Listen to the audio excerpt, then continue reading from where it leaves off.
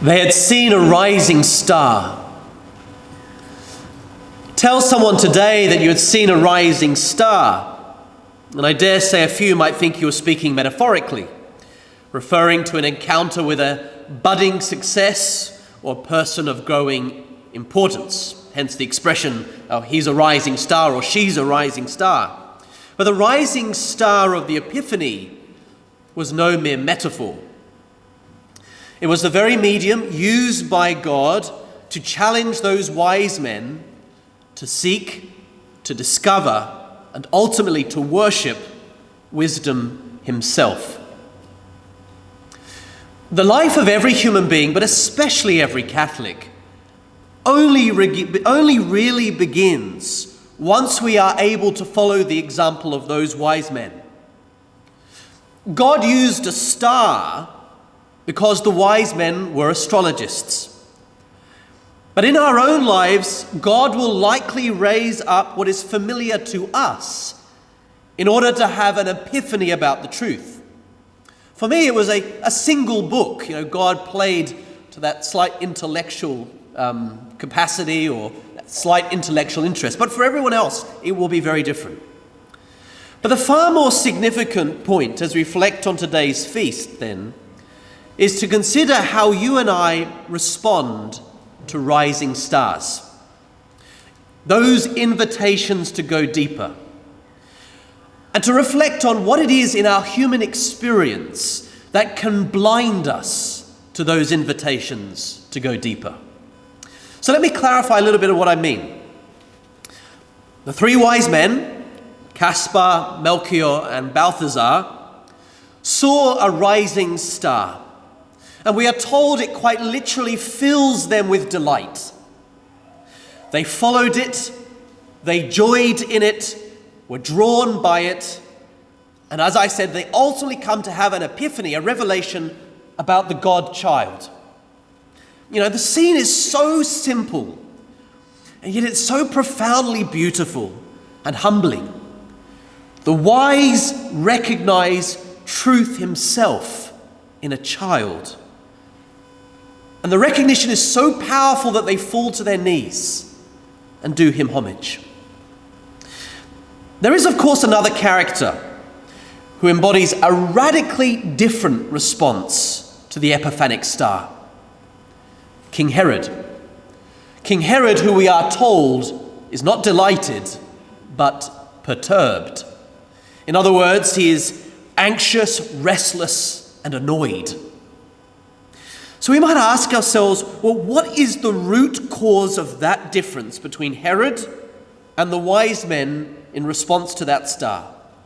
Why was it that the wise men delighted and Herod became agitated?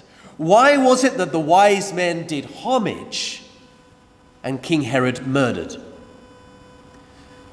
Many things could be said in response to that, but I want to focus on one.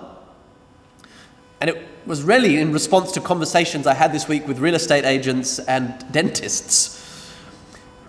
The difference was this: the wise are not jealous. We cannot be wise if we have jealousy in our heart.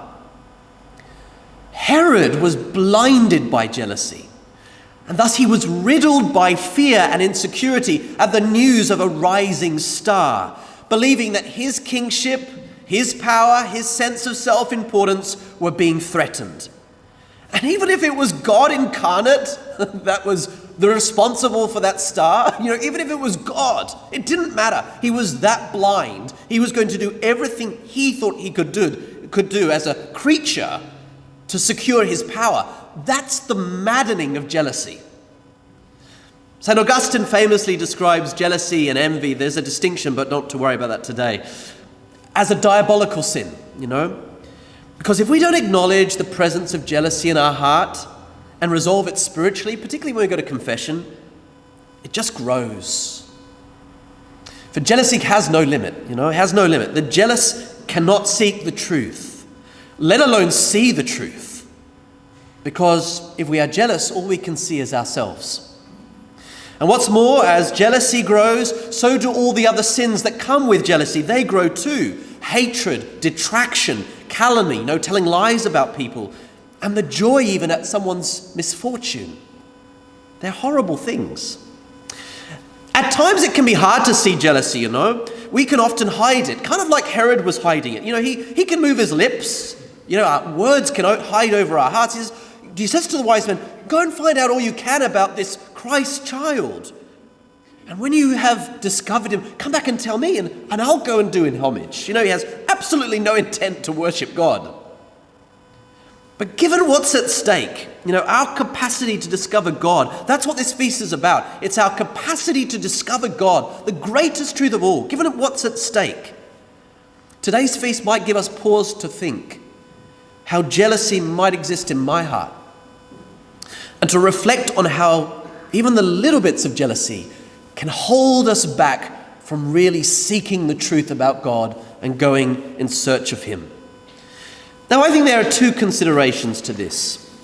First, when we see rising stars around us, and I'm speaking more metaphorically here, in whatever circumstance, when we see people that have gifts or talents or have things that we would like, do we naturally delight?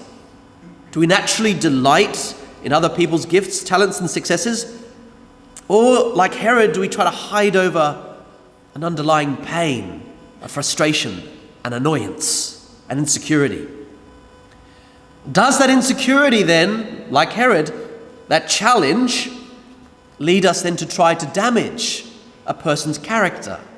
Or do we entertain resentful thoughts? Or even make public remarks in order to try to persuade others of our jealous commitments? Because all we're really doing when push comes to shove is just tormenting ourselves. Yeah, we might be able to cause trouble to another, but we will always be the most troubled if we even allow a little bit of jealousy to linger.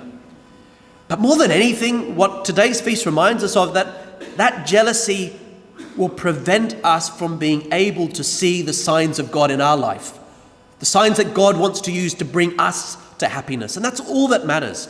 A wise heart, we have to remember, is a free heart. A wise heart is a free heart, a heart free from jealousy. But there is another side to this. What do we do when we encounter someone who is jealous of us? And I think it's important to remember that might not be immediately obvious. I talking to someone during the week, an example that I think is often motivated by jealousy is when family members make snide remarks about our faith. When people say, aren't you being a bit extreme, go to mass every Sunday? Aren't you being a bit extreme, spending time praying? Aren't you being a bit extreme, trying to learn more about the church's teachings? Because deep down, what they're really saying is, why don't you just be more like us? Why don't you be more pagan? In other words, there's an insecurity on their part. That's why we shouldn't play into it. It's very easy to say, they make snide remarks, so maybe I'm just going to be quiet about my faith. And this is one example among many. There's innumerable examples. And certainly, we can feel very hurt when people look forward to our failures. They say, you say you're the Christian, you fail. Or promote opportunities to damage our reputation. Even when we're trying wholeheartedly to do good. The danger is that when people make those kind of remarks, we can just give up and say, why bother? But today's feast also reminds us of what we miss out on if we just give in to jealousy or give up because of the jealous. In both instances, revelation is denied, truth is ignored, right worship is prevented, and salvation is lost. So as we now turn to kneel and do homage to the Christ child in the Eucharist, I invite you to draw inspiration from the words of St. Mother Teresa. She wisely said this: if you discover happiness, people may be jealous. Be happy anyway. The good you do today may be forgotten tomorrow. Do good anyway. Give the world the best you have, and it may never be enough. Give your best anyway. For you see, in the end, it is between you and God. It was never between you and them anyway.